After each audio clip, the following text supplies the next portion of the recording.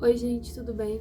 Eu vim fazer hoje algo diferente, algo que Deus colocou no meu coração pra eu fazer. Eu tô de cara lavada e com pijama, porque esse vídeo é pra você assistir antes de você dormir, no seu tempo de intimidade com Deus. O vídeo é direcionado para as pessoas que querem conhecer mais a Deus e que não entendem nada de Bíblia. A gente vai começar por Mateus 5, que é o Sermão da Montanha. Mateus é um dos 4 livros do Evangelho. Então a gente tem Mateus, Marcos, Lucas e João. Esses 4 falam sobre a vida de Jesus, as coisas que ele fez aqui na Terra e sobre o sacrifício dele. E a gente vai começar pelo Sermão da Montanha, porque era o que eu tava estudando hoje. Depois a gente continua de uma forma mais cronológica, tá? Então as coisas que eu uso geralmente é um caderno para eu anotar tudo aquilo que eu tô entendendo, a Bíblia, obviamente, um marcador de texto. Todas essas coisas estou dizendo porque elas me auxiliam, mas você pode só ter uma caneta e um caderno, porque é melhor para você gravar. Então vamos lá. O Sermão da Montanha, ele foi no início do ministério de Jesus. Quando Jesus começou a realizar os milagres, ele chamou os discípulos dele, então os discípulos dele já estavam acompanhando ele. E Jesus, vendo a multidão, subiu em um monte e, assentando-se, aproximaram-se deles os seus discípulos. E abrindo sua boca, os ensinava, dizendo... Então Jesus, ele olha para os discípulos dele e ele começa a falar. Bem-aventurados os pobres de espírito, porque deles é o reino de Deus. Bem-aventurado significa feliz, muito abençoado, é uma pessoa muito feliz. Pobres de espírito. O que é ser pobre de espírito, afinal? É uma pessoa que sabe que não pode se salvar sozinha, é uma pessoa que precisa de Deus, ela sabe disso, então é uma pessoa humilde. Não é ser uma pessoa triste, sem valor, não, é uma pessoa que sabe que precisa de Deus. Ela não é uma pessoa que se acha superior espiritualmente do que as outras, tá? Isso não é ser pobre de espírito.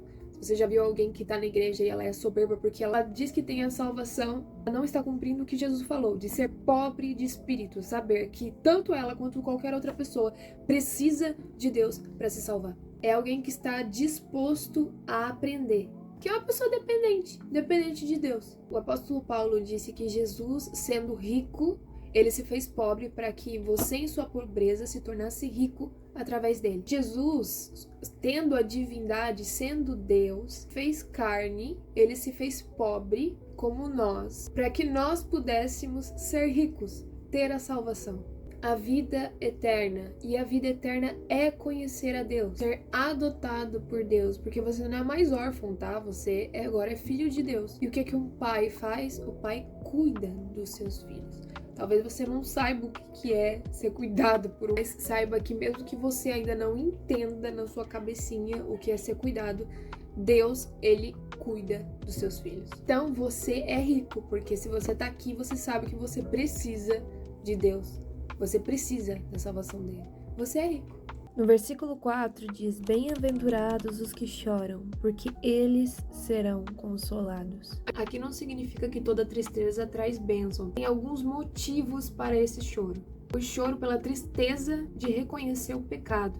Reconhecer o pecado e a separação de Deus. A dor pelas injustiças e pela maldade no mundo. E o sofrimento vivido pela fé e a dependência de Deus. A pessoa que busca a Deus, ela sofre bastante perseguição. Ou você acha que a pessoa que busca a Deus não vai sofrer? Sofre injustiça, sofre perseguição, ela se entristece por ver o mal acontecer no mundo e ela sofre diversas perdas. Mas esses sofrimentos por conta da verdade, por conta do reino de Deus, está dizendo aqui que Deus, ele consola. E o consolo vem por uma pessoa chamada Espírito Santo.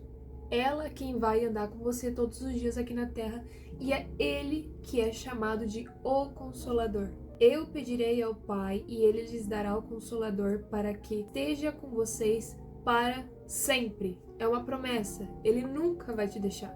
O Espírito Santo, ele será o seu amigo aqui nessa terra. Com ele que você vai precisar se relacionar, porque nesses momentos ele vai te ajudar.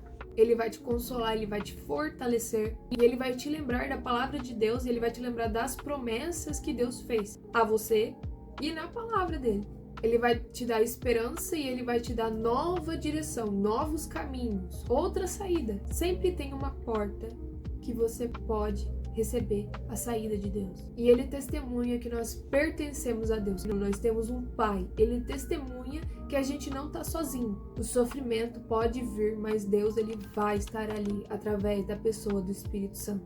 E há uma promessa final em que Jesus, ele vai consolar cada pessoa, cada lágrima será enxugada por ele, no dia em que a gente encontra ele no reino. Porque dali, meu querido, não vai ter mais sofrimento, não vai ter mais dor, não vai ter mais morte, não vai ter mais nada. Vai ser só alegria.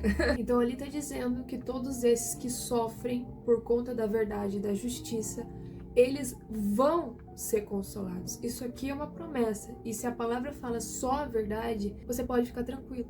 Se você estiver triste agora, se você estiver precisando de consolo, chama o Espírito Santo e ora, conversa com ele. Porque ele tá aí, mesmo que você não veja, creia, porque ele está. E para encerrar o estudo de hoje, no versículo 5 diz: Bem-aventurados os mansos, porque eles herdarão a terra. Em outras versões ali, se eu não me engano na NVI, tá escrito humildes. Mansidão significa força sob controle. Não é ser fraco e nem deixar com que os outros eles pisem em cima de vocês. Não é isso que ele tá dizendo aqui. É uma força que você tem sob controle, acompanhada de humildade e confiança em Deus. Como assim? Manso é alguém que não busca a própria vontade. Então, quando alguém te xinga ou te irrita ou faz alguma injustiça com você, você confia em Deus em vez de buscar vingança. Não é alguém que é dominada pelo orgulho de eu vou fazer, eu sei. É alguém que quer aprender, é alguém que ouve o Espírito Santo, é alguém que obedece.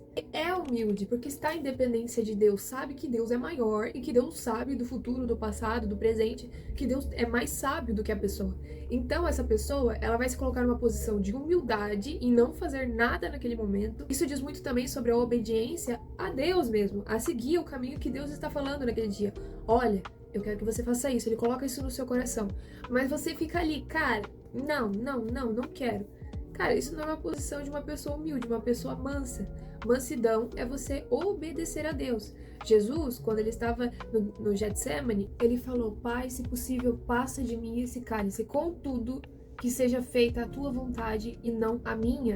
Jesus, ele se submetia a Deus, Pai, porque ele sabia que a vontade de Deus era melhor. Por ter obedecido até o fim, tendo uma postura de ser uma pessoa mansa, Jesus hoje governa sobre tudo e sobre todos, e ele receberá a promessa de ter os filhos dele de volta. Então Jesus salvou todo mundo e todos os seus filhos que ele ama por obediência ao Pai. Jesus, ele era manso. Ele podia explodir todo mundo que estava ali ao redor dele, fariseus, Pilatos, todo mundo. Ele podia matar todo mundo. Porque ele fala, poderia clamar por um exército de anjos aqui, né? Ao meu pai, por um exército de anjos. Ele mandaria e salvaria Jesus, mas ele não fez. Ele era manso à vontade de Deus. E ele tinha a força dele sob controle.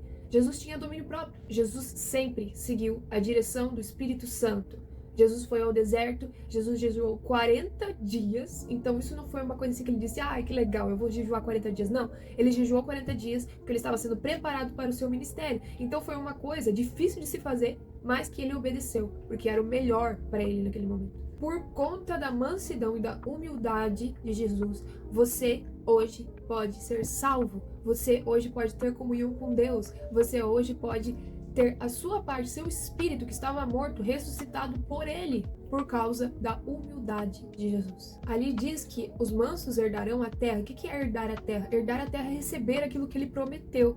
Jesus aqui estava falando uma linguagem que os judeus entendiam, porque naquela época, os judeus eles tinham a promessa que Deus daria a eles a terra prometida, que era um lugar geográfico no caso. Mas aqui Jesus está falando sobre as promessas que ele fez aos filhos dele. Os poderosos da época, eles pegavam a terra por poder e por força. Jesus diz que a terra, a herança, a salvação, ela é adquirida por humildade e mansidão, por aqueles que são humildes e que obedecem a Deus. Foi o vídeo de hoje, eu espero que você tenha gostado. A gente vai estudar até aqui para ser um vídeo mais curto, mais interativo, e nos próximos a gente vai estar continuando esse capítulo, depois, né, a Bíblia inteira, se Deus quiser, para que você entenda. Eu espero que isso possa te ajudar a crescer espiritualmente. Em nome de Jesus. Boa noite, um beijo e até a próxima.